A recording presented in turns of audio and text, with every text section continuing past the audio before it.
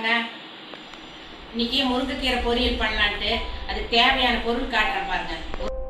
பொரியலுக்கு வேணுமான பொருள்கள் தேவையான பொருள் வந்து முருங்கைக்கீரைங்க ஒரு கப்பு, ஒரு 5-6 கொத்து எடுத்து உருவி கழுவி வச்சுருக்கிறேங்க. அப்புறம் வெங்காயம் நான் தட்டி தான் போடுவேன், சின்ன வெங்காயம் தட்டி வச்சுருக்கிறேன். அப்புறம் தேங்காயும் தட்டி தான் போடுறது, தட்டி வச்சுருக்குது. வரமிளகா ஒரு 3 மிளகா தான் போட்டுருக்குறேன், காரத்துக்கு போதும். வரமிளகா தூளெல்லாம் போடுறதில்ல, இதுதான் போடுறதுங்க. பாருங்க, கடாய் வச்சு முருங்கைக்கீரை பொரியல் பண்ணிடலாம்.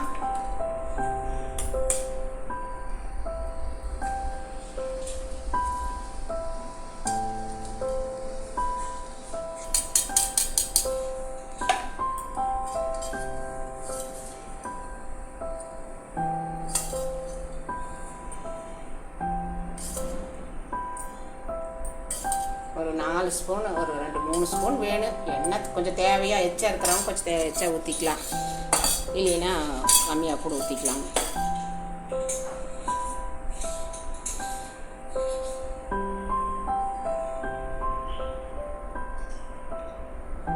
கடுகெல்லாம் போடுறது இல்லைங்க, வெங்காயம் வரமிளகாயும் தான்.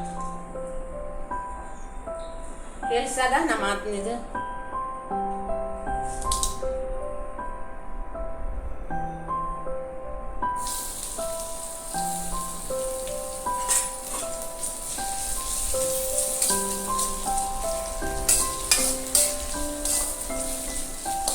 வரமிளகா தூள் இல்லை, வரமிளகாய் தான் போட்டிருக்குறாங்க, அதே காரம் வரும் நல்லா. வெங்காயத்தை வந்து தட்டிக்குங்க.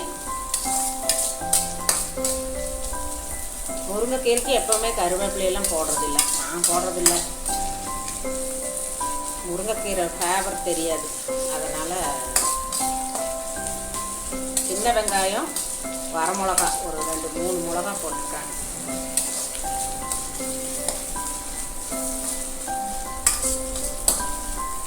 ஒரு 5-6 கொத்துங்க கீரை.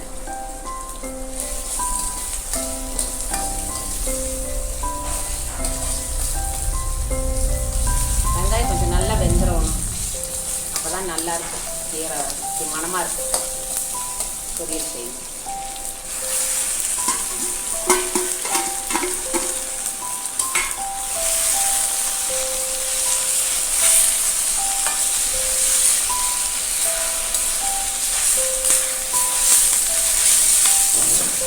ஏதோ வாரத்தில் ஒரு தடவை குழம்புலையும் ஒரு தடவை பொரியலாகவும் செய்யலாம். முருங்கைக்கீரை ரொம்ப நல்லதெல்லாம்.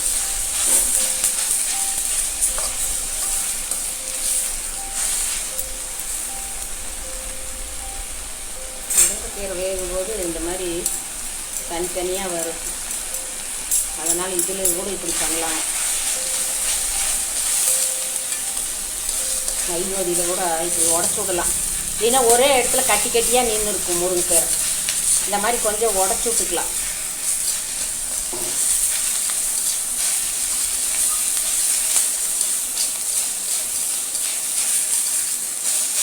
அந்த மிளகா காரமே போடுங்க, தேவையான அளவு உப்பை போட்டு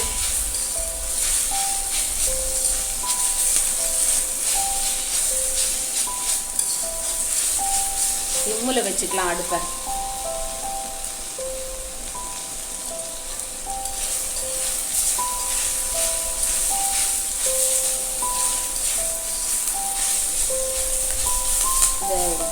இந்த மாதிரி மைகொதியோ இல்லை இந்த கம்பியோ இருந்தால், முறுக்கு எடுக்கிற கம்பி இருந்தால் இப்படி பண்ணிட்டீங்கன்னா கட்டி கட்டியாக இருக்காது முருங்கைக்கீரை. கொஞ்சம் உடச்சி விடலாம் நல்லா. கொஞ்சம் முருங்கைக்கீரையும் கொஞ்சம் வேகணும், இல்லைன்னா வயிற்றால் போயிடும். முருங்கைக்கீரை வெந்துடணும்.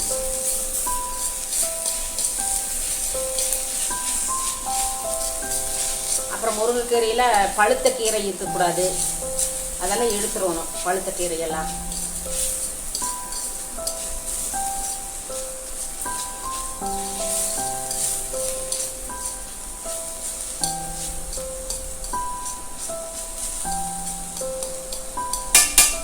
இன்னொரு மாதிரி கூட இது செய்யலாம். வெங்காயம் வரமிளகாயை போட்டு தண்ணி உப்பு போட்டு வேக வச்சுட்டு அப்புறமா முருங்கைக்கீரை போட்டு வணக்கிட்டு கடைசியாக தேங்காய் எண்ணெய் ஊற்றி இறக்கலாம். தேங்காய் எண்ணெய் ஊற்றி அந்த மாதிரியும் செய்யலாம்.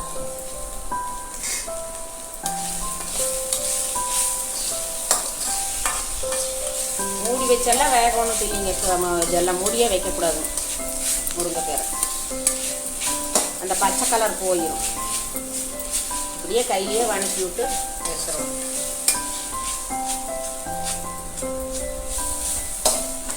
அவ்வளோதான். இன்னொரு 2-3 நிமிஷம் இருந்தால் போதும்.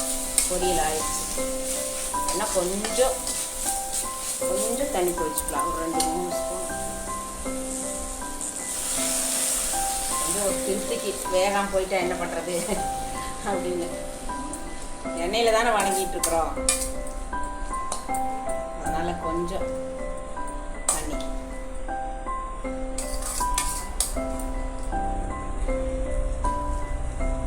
எவ்வளோ கீரை போட்டால் இவ்வளவுதான் ஆயிருக்கு பாருங்க. 2 பேருக்கு ஆகிற மாதிரி.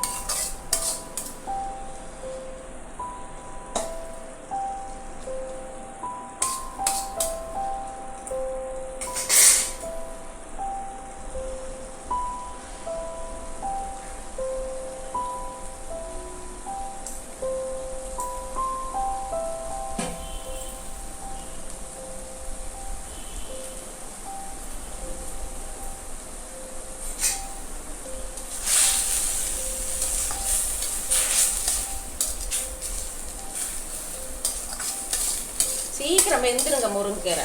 ரொம்ப நேரமெல்லாம் வேக வேண்டியதில்லை. வெந்துடும், சீக்கிரம் வெந்துடும்.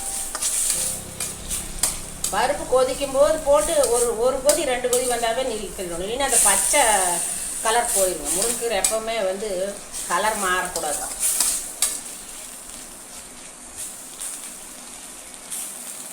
கலர் மாறாமல் இருக்கும். இந்த காரமே போடுங்க.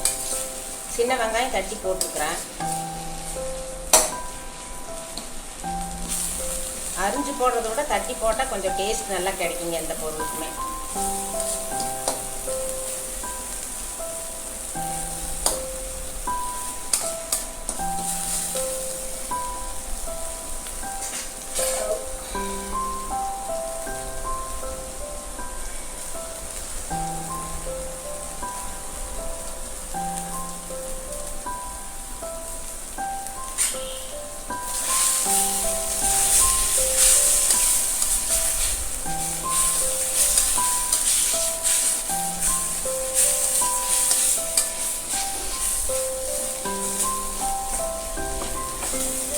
செஞ்சு விட்டாவே நல்லா அந்த காரமெல்லாம் பிடிச்சிடும். கீரையும் வெந்துடும்.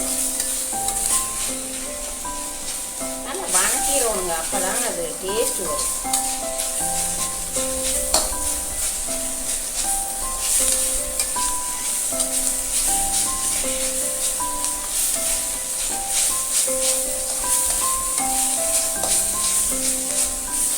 வெந்துச்சு.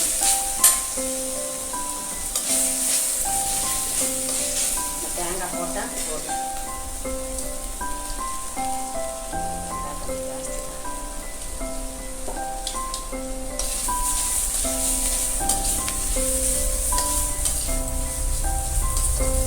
தேங்காயும் தட்டி தான் வச்சேங்க. இது ஒரு மாதிரி நல்லா இருக்கும். துருவி போடுறத விட இப்படி செஞ்சு பாருங்க, நல்லா இருக்கும்.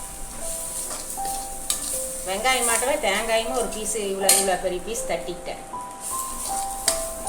போதும்.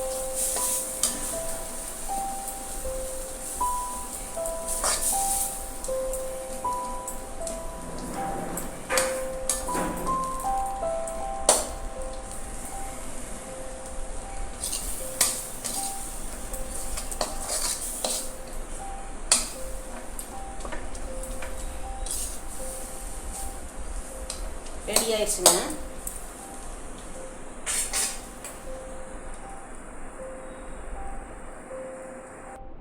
முருங்கைக்கீரை பொரியல் ரெடி ஆயிடுச்சு 10 நிமிஷத்தில். பாருங்கள், செஞ்சு பாருங்கள் நீங்களும். நான் வெங்காயத்தையும் தட்டிக்குவேன், தேங்காயும் தட்டி போட்டுருவேங்க. இது ஒரு மாதிரி நல்லாயிருக்கும். திரும்பி போடுறதில்ல. நீங்களும் செஞ்சு பாருங்கள்.